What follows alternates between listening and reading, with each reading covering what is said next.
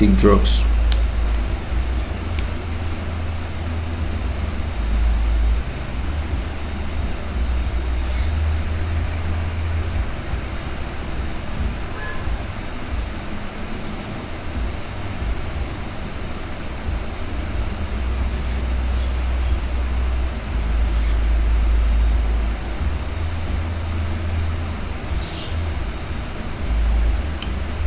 So we've been talking about diuretic drugs, but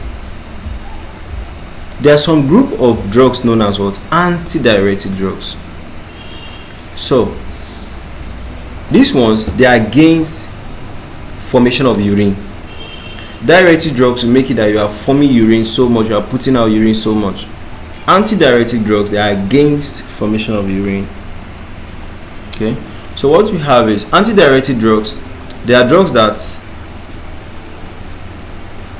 they reduce urine production. They promote water to be retained back in the body. So these drugs, of course, there are very few medical conditions that you'll be giving them to promote water retention back in the body. Most of the times, the medical conditions we have is you want water to be put out. So there are medications that oppose diuresis, that's urine formation. They enhance water reabsorption back. Okay, examples, we have the Vasopressin, which is naturally the antidiuretic hormone.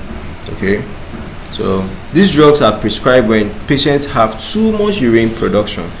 Let me say a patient is having polyuria, so the patient is urinating too much and they are becoming dehydrated.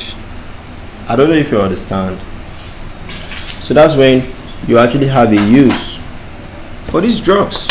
Okay, so classification, we have the Vasopressin, then we have the ones that actually derive from Vasopressin, like the Desmopressin, we have the Terlipressin, we have the Terlipressin.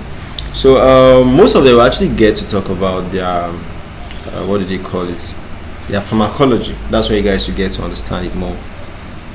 So other substances, oxytocin, carbamazepine, chlorpromide, can also have an effect that's antidiuretic effect. So mechanism of action is they inhibit what? Okay, the V2 receptors in the kidney. They increase what? Aquaporin 2 channels in the collecting duct. This will lead to more water reabsorption. The V2 receptors in the blood, they cause vasoconstriction. So basically, they will reduce the amount of what? Fluid that's even getting to the urine, to the kidneys. So the result is that you reduce urine output.